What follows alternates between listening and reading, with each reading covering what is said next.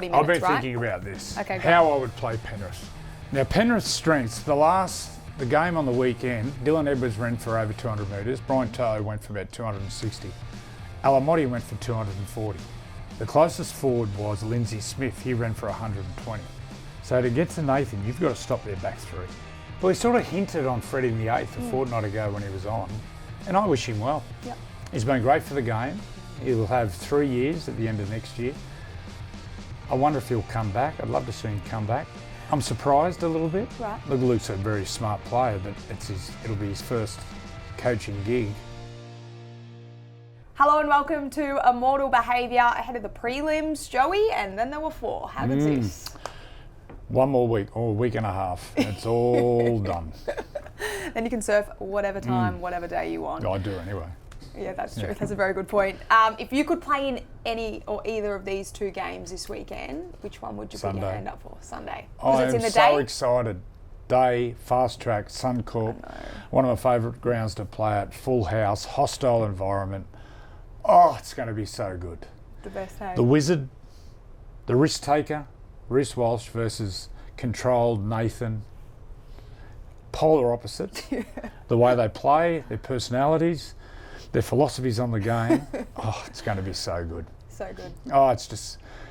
We were talking up the Brisbane Canberra game a fortnight ago. I reckon this could top it. Really? Yep.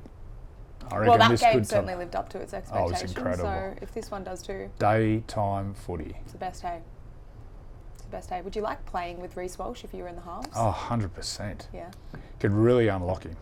One thing I don't see about Reece, he sits wide. He sits on that shape out wide, which is so devastating. But, geez, if you could get him around the ruck and get some trick shots against some tired forwards around the middle of the field, he would terrorise players. Pretty much gone out of the game, that sort of play. How's hey? Think about over the years, you know, the teams that really exploited the ruck, and probably who did it best was Melbourne towards the end with Cameron Billy and Cooper Cronk. We had great success with Danny Badeiras. Cowboys had great success with Aaron Payne, Thurston and Matty Bowen. It's a spot to attack. Anyway, Maybe it'll change. The strategy's always constantly changing, I evolving. can't wait Bring for it back. this. I can't wait. Going to be sick, eh? All right, well, the first thing we need to talk about, obviously one of the big topics this week, Mark Nwanganitawasi, one of your mates from the beach, speaking of, shirt off. He said that he wants to come back and play in a home World Cup, which I don't think was too much of a surprise to most people. Do you think? Well, he sort of hinted on Freddie in the eighth a fortnight ago when he was on, and I wish him well. Yep. He's been great for the game. He'll have 3 years at the end of next year. I wonder if he'll come back. I'd love to see him come back, but I wish him well. It would be successful. Yeah. Pretty exciting for him, playing in a Awesome. home World Cup. So, good on you. And also, he's got his head screwed on. Like, he's a nice person. He's always been... The thing that I really thought was respectful about it is just how far in advance he gave the heads up to the Roosters. That, you know, these are my intentions, but I'm here. He's like, let's not forget, he's still playing 2026 with the Roosters. Yep. So I feel like he gave them enough time to be able to plan and was I wonder honest. if they'll go for Nathan, the next one. That'd be crazy not Be a to. good carrot for Nathan. Well, the other one is Angus Crichton's always said that he wants to play. Yeah. Whether they want someone... How old's Marky? Marky, mid-20s or something? Yeah, he's young. He's a Angus baby. is sort of coming to the end. Nathan's the one. So they'll have Suolihi in the back line and Marky Mark together. It's pretty exciting. Hectic.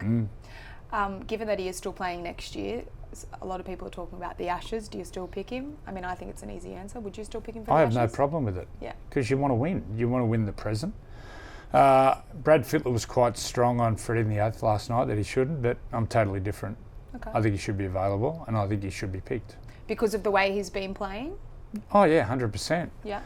But if someone's retiring at the end of next year, do you pick him? Yeah. Look, he's going to rugby. We know he's going to rugby now, but you got to pick in the present. So a bit light on outside backs too. Latrell's not going. Stephen Crichton's committed to Samoa. We don't know about Katoni, where he is. So the outside backs, you're looking at Bradman Best on the left. You're looking at Xavier Coates, Lomax. Then, depending on Katoni, whether Jesse Ramian or Marky Mark in the centres, even Billy Smith from the Roosters, he can play on the right. So I'd pick him for sure. Before he announced that he was going to the World Cup, everyone's saying, pick him, you've got to pick him, he's got to be on the plane. So I'd imagine he would have been picked. Yeah. I'd imagine. And I'm a selector. But we haven't had a meeting. Hasn't been spoke about. I think Sunday is the first big meeting. One, yeah, right. But for myself, I'd pick him. So why was Freddie so strong about not picking him?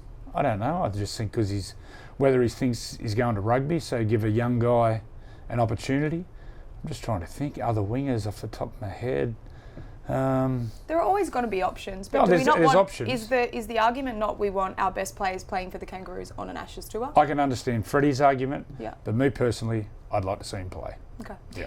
What about the international game as a whole? You've been very vocal about growing that and the importance of it. Do you think this opportunity for Marky Mark and other players as well, do you think that sort of hinders, or does it just make it more important for rugby league to improve their international game? Because obviously something that rugby union's always had is that strength. Well, rugby union will always be strong internationally. Yeah. But with the emergence now of Tonga, Samoa, Fiji, the Kiwis are going to be strong. We're going to have a genuine World Cup. So, look, it won't be as big as rugby union because we know it's a total global sport, but it'll be very exciting, especially once, look, it's going to happen. Tonga and Samoa are going to eventually consistently beat Australia and New Zealand and England. So we'll get to a World Cup. There's genuine 5-6 teams can win it. It's exciting, really exciting. All right, there have been reports, I think yesterday they were first dropped, that Luke Keary is potentially going to go to the Newcastle Knights in their coaching staff. You'd assume to be an attacking coach. What are your thoughts around that? I haven't heard it. First time today before we started recording the award-winning Immortal Behaviour. I'm surprised a little bit. Right. Look, Luke's a very smart player, but it'll be his first coaching gig. But Justin Holbrook's worked with him. I worked with Luke back in the day. He's a real student of the game. It's an interesting one. And once again, it's a bit of a gamble because it's the unknown. But he's got a big job. Big job. Huge job. Well, they're obviously making some changes. Yeah. It's been pretty apparent. Do you think it is because of that relationship with Justin Holbrook? Like, he's obviously spent a lot more time with Keary than most and been able to pick his brain at different times. Would that be the biggest factor, do you think? Well, I think they'd have the same philosophies and they'd be on the same page of how they want to play. But once again, who plays 7, who plays 6, who plays 9? We don't know yet. And Luke Keary's not going to be the one making that decision. Well, it's going to be Justin. Yeah. But then the interesting one, Dylan Brown plays for the Kiwis. He won't be back till January. So it's going to be tough. It's going to be tough. You just need to work out who's 7, who's 6, who's 9. We know Kalen's at 1, if he stays. There's all the rumours about that. And once you decide, then every minute, every session, they're locked in. You're not subbing in. They need reps, repetition. Okay. So, it's a big job. It's a big job. Let's assume they've locked the spine in at Newcastle. They're heading into pre-season, and they've said that they're going to stay pretty true to that spine as long as everyone's fit and healthy. How does Luke Keary get the best out of Newcastle attack if that is his role and it plays out the way we're thinking? Well, firstly, you got to look at the strength of the team. Yeah. And to start with, you're going to have an inexperienced halfback if they go with Dylan at halfback. So I'd imagine early in the year it's all about high completion rates, no errors coming out of trouble, kick to the corners, and defend really strong until the team works out their natural style with the strengths of the team. I'd imagine their right side with Dylan Lucas is going to be a go-to with him in the back row. I still don't think they've unlocked Bradman enough. Yeah. Kalen, obviously, give the ball to Kalen in space. It's interesting last year. Do they use him differently, maybe? It was interesting last year, the start of the year, where they, similar to Penrith, they split their halves and let Kalen play in the middle, like, Penrith split their 5'8" and their dummy half and Yo and Nathan. Well, they put Kalen in that first receiver and he swung and played and looked dynamite. But then for some reason it changed. Just give him the ball. He's the best player, give him the ball. Let him play to everyone. So that's the key. That's the key. Work out the strengths. Give Kalen the licence. To start with, yep. I put Dylan on the left, I put Fletcher Sharp on the right and let Kalen, in good ball, and let him swing and let him play first receiver to him. Yep. But anyway. Surely that's exciting for Knights fans. Well, we saw at the start of the year. I'm trying to think of the game. It was at Newcastle. I don't know what I'm saying. It was early in the year, and Kalen was just like, wow, here we go. Skipping across field and hitting back rowers. And it's the name of the game. Get your forwards, get you in field position, let your best players play together. So it'll be interesting. Spend a pre-season doing that Newcastle Knights and... Reps, repetition. But they just need to work it out. Yeah. They work out the strength of their team, strength of players, who plays well together. We'll see how we go. You'd imagine they'd be just as frustrated as everyone else with all the different changes and the spine changing. Like if they can just go in rock solid with that game plan and build on that every week. What did we get to last year? Was there 12 different half combinations it was wild, in 18 months? Just work out 7, 6, put them in, leave it there. Beauty. Yeah. I want to talk to you about Sunday footy again because it's so good. It's so good.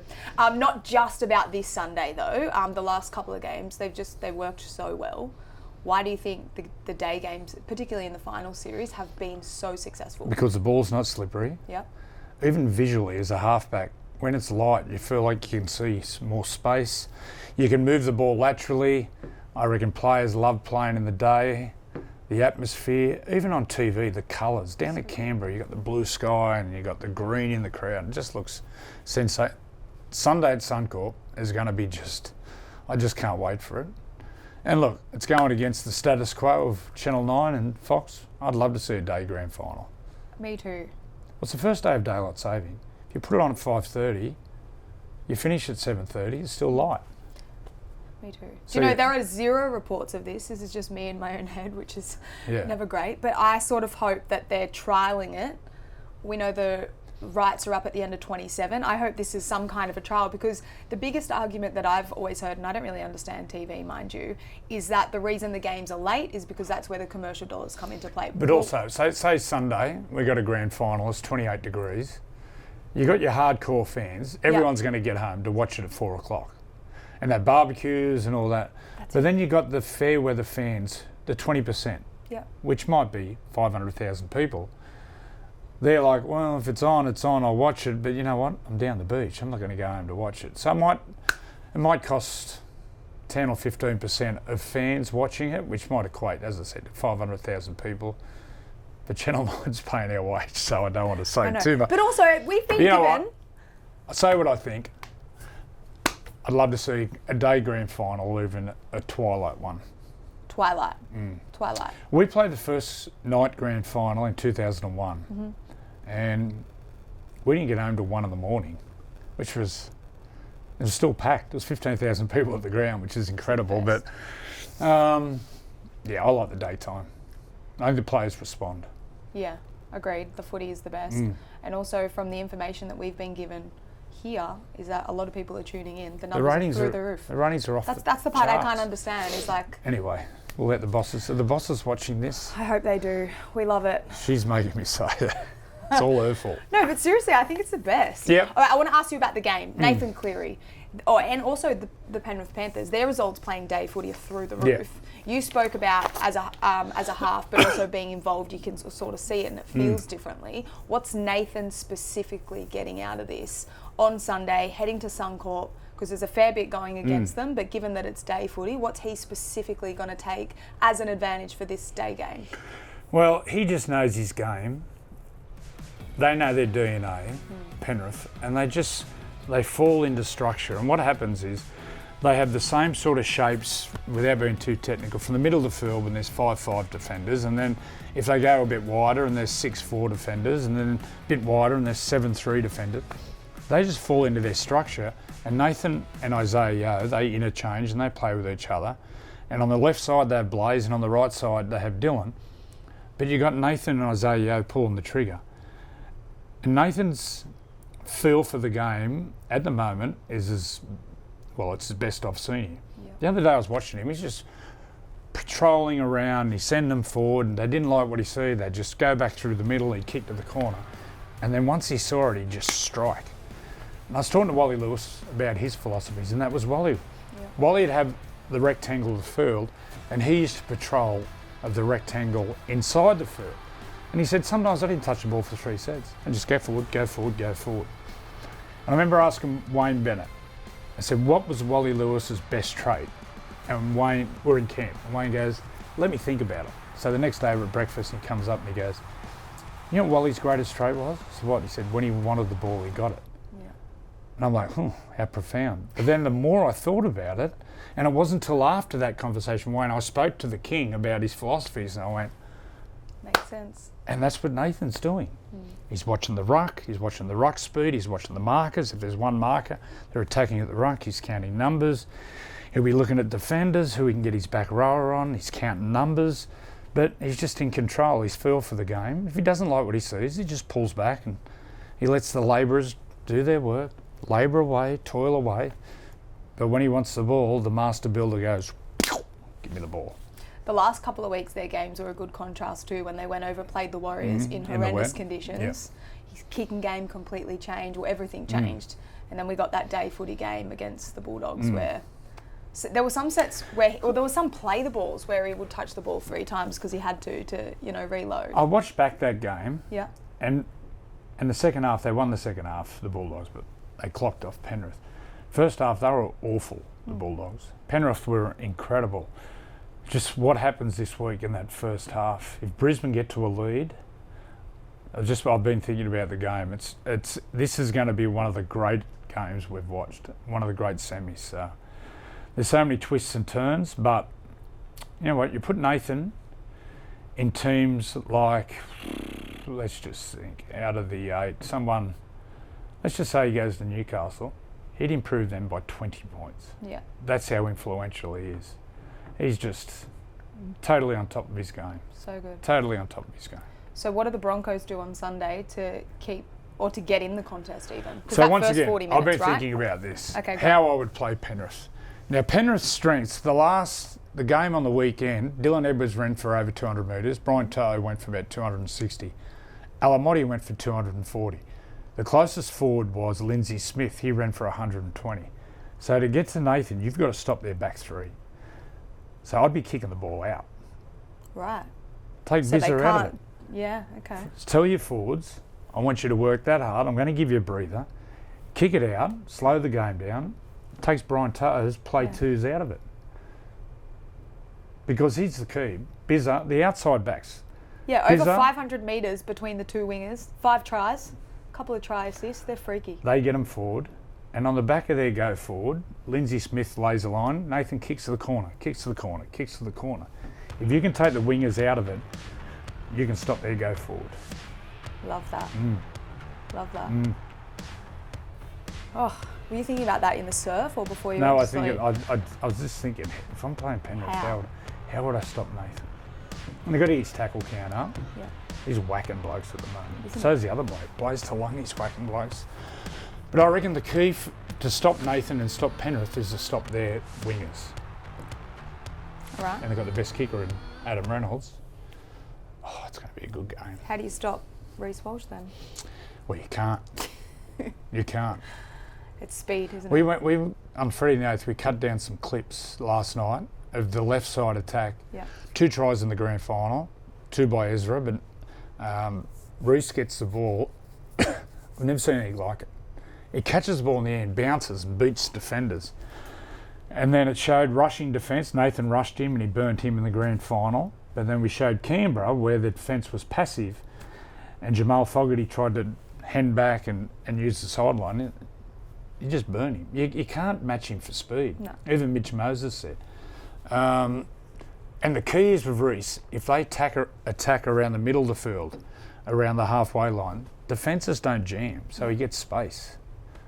Oh, it's going to be a good game. It's going to be so good, hey? So good. Well, you've got a little bit of a game plan about Nathan Cleary and the Penrith Panthers. To plan against, when you were playing the game, and obviously teams would do their homework on you. You're the man that they've got to stop. What did you change about your game, knowing that they would predict change different things on things the that you run. were doing on the run? Yeah, change things on the run. And we had different philosophies. Look, if the defence was rushing, being aggressive, we'd hit our back rowers and we'd double up down the short side the same way. Yep. Or we'd get it wide from a wider field position, we'd kick him behind as a warning shot. You want to rush us, we'll kick him behind. Yeah. You're doing this in the week in the lead up or No, we'd as adjust soon on as the you- run. But yeah, the thing is, our team was together, our stability of our team, we were all together for so long. So we could adjust on the run. Danny Badiris would adjust, our outside backs. Like on the right, we'd have Kennedy and Gidley, and I wouldn't even look at them, and they'd be calling shots. I'd be talking to Bedsy, and I'd be saying, tell me when you want it. And they go, yeah, want it now. I'd go, Beds, hit me. And they'd be saying, get it Nathan Cleary. So I'd get it Nathan, and then they'd have shapes on it. Right. It's just repetition and time together at training and on the field. And that's why Penrith's so good. They've been together since they've been 15, 16, 17. They've coached the same way coming through.